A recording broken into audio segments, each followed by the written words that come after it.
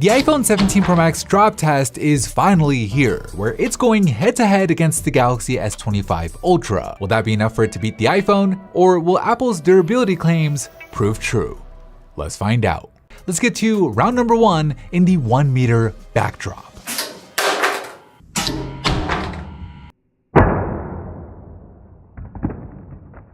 Okay, so you were able to see it in that slow-mo footage. The rear glass on the iPhone cracks, but at least compared to the Galaxy, it's not that bad. Now, part of this has to do with the fact that there's just less glass to crack to begin with, but part of it also could be due to the extra structural strength that aluminum unibody is providing. Whereas on the Galaxy, not only is the glass just shattered, but it almost looks like the glass near the telephoto camera is caving in a bit. And if you look closely at the camera system, unfortunately, that laser autofocus also has a crack in it, as well as both of the telephoto cameras. Now, the good news is it doesn't seem to affect the Galaxy's functionality after our 15-point inspection, but it is a clear win for the iPhone in round number 1. Round number 2, 1 meter corner drop.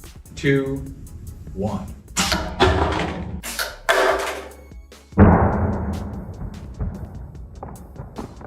So the good news is both phones still remain fully functional, but the bad news, at least for the iPhone, is that aluminum does not look good at all. Not only is it scuffed up really bad, but it is also dented. Like, I don't think I've ever seen damage like this before. It might just be due to the thinner bezels that Apple is using now compared to the last time they used aluminum, but compared to the Galaxy and its more premium titanium, it's no contest. I mean, the Galaxy looks almost like it wasn't even dropped on its corner, giving it the easy win in round number 2. Round number 3, 1 meter face drop. 3, 2, 1.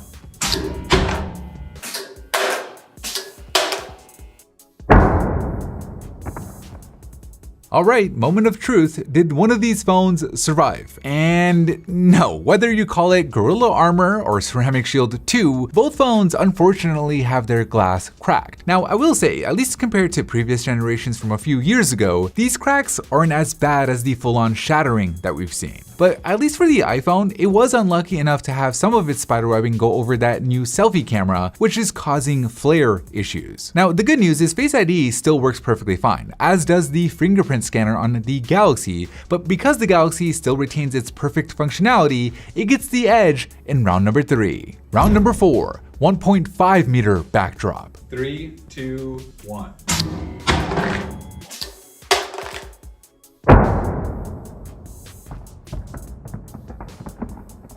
So with both phones already having their rear glass cracked, at this point we're more interested in their impact and shock resistance, plus any secondary damage, which for the iPhone, there isn't a whole lot. It looks pretty much the same as before, apart from some of the scuffing around the camera housing, where on the Galaxy, it's a different story, with all 5 of its camera system elements now having cracks in it. I mean, the ultrawide is completely shattered, and that main 1x camera is also in pretty bad shape. And as you would expect, it's showing up in the image quality, with there being significant flaring issues on the ultrawide, as well as a bit of flare on the main camera. Whereas on the iPhone, the camera system is holding up just fine, giving it the win in round number 4.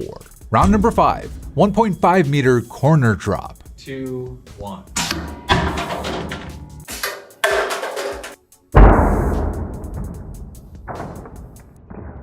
After that 1.5 meter corner drop, the iPhone's aluminum looks even worse than before, with a lot of that orange paint now stripping away. But the bigger issue is what's happened to its main 1x camera, which has now lost its ability to focus, meaning anything that isn't at just the right distance away will appear blurry. Whereas on the Galaxy, the cameras do still technically work, obviously outside of the flaring, with the titanium corner looking almost perfect. I mean, there are barely any scuffs and 0 dents. So it's a big win for the Galaxy in round number 5. Round number 6, 1.5 meter face drop. 3, 2, 1.